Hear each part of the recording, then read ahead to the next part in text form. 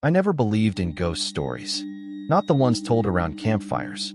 Not the ones buried deep in internet forums.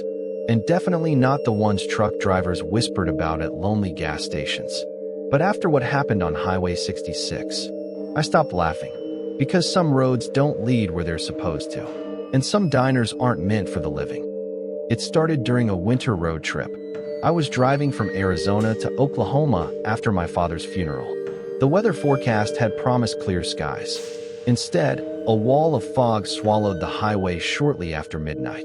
Not normal fog. This fog felt alive. It rolled across the asphalt like thick ocean waves. Even with my headlights on high beam, I could barely see 10 feet ahead. My GPS lost signal.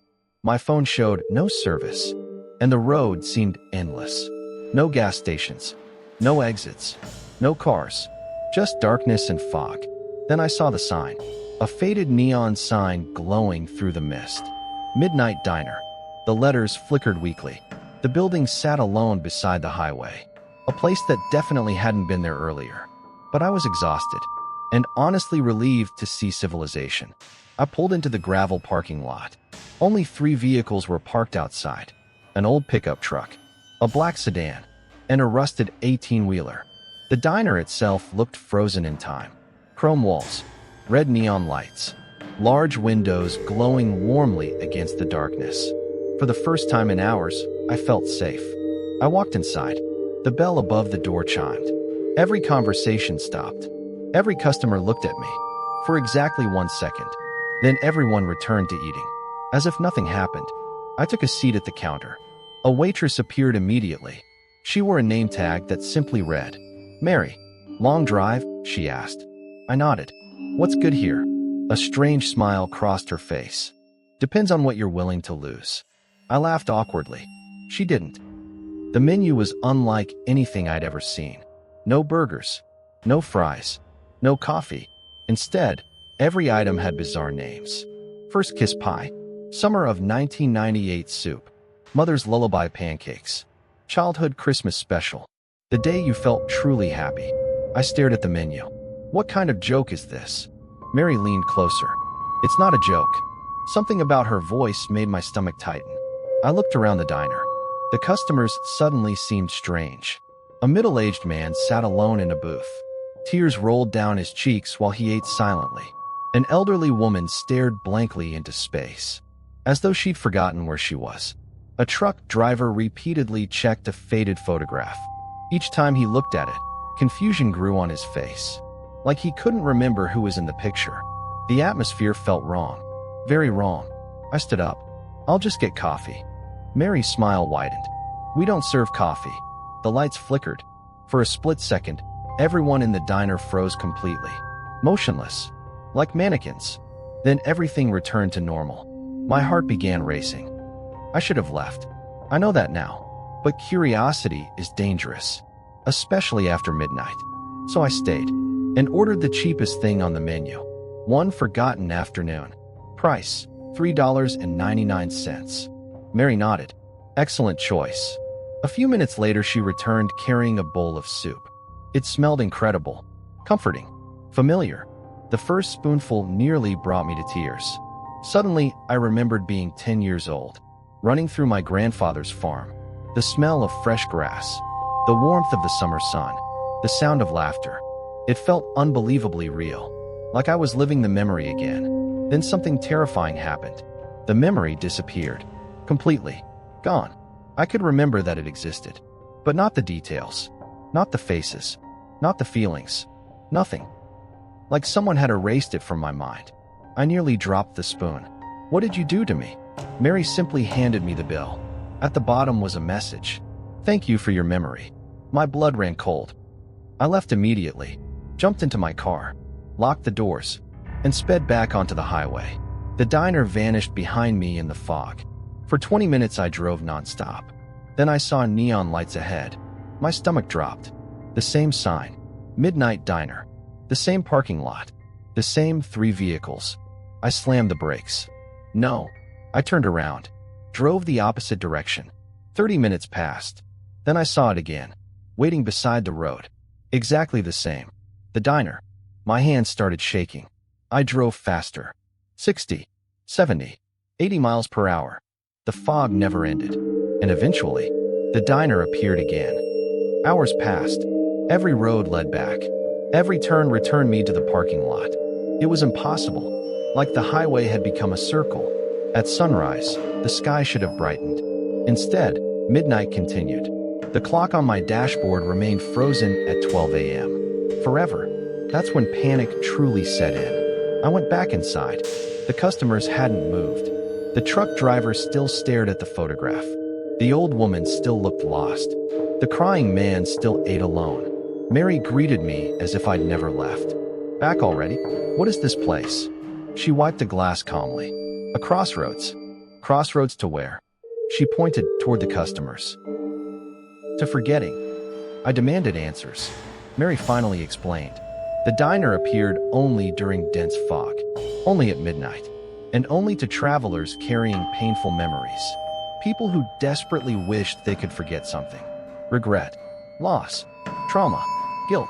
The diner fed on those memories. Each meal contained a piece of someone's past, and every customer paid with memories of their own, little by little, until nothing remained. I laughed nervously. That's impossible. Mary pointed toward the elderly woman. Ask her name. I walked over. Ma'am. She blinked slowly. Yes. What's your name? Her expression changed. Confusion, fear, then sadness. I don't remember. I felt a chill run through my body. What year is it? I don't know. Where are you from? Silence. She had no answers, because she had traded them away. I decided I wasn't staying, no matter what. I locked myself in my car and waited. Minutes became hours. Hours became days. My food supply ran out. My phone battery died. The fog remained. The diner remained. And the clock never moved. Eventually hunger won. I returned inside. Mary smiled knowingly. What'll it be? I looked at the menu. A new item had appeared. The day your father died. I froze. That memory haunted me constantly. Watching him take his last breath. Hearing the hospital machine stop. Feeling utterly helpless. Part of me wanted it gone. Wanted relief. Wanted peace. Mary noticed my hesitation. It hurts, doesn't it? I said nothing. You can leave it here. I stared at the menu, then slowly sat down. The meal arrived. A simple slice of pie. I took one bite. Warmth spread through my body. Comfort. Relief. Silence. And then, the memory disappeared. Completely. My father's death no longer haunted me. I couldn't remember the hospital. Couldn't remember the funeral. Couldn't even remember why I had been traveling. Only that my father was gone. The pain vanished. But so did the love connected to it. The memories of his final words. His smile. His voice. Everything linked to that moment. Gone forever. I felt empty. Not relieved. Empty. That's when I finally understood the trap. Painful memories are connected to beautiful ones. Remove one, and you lose pieces of yourself. The truck driver suddenly stood. For the first time, his face was blank, expressionless. Mary handed him a set of keys.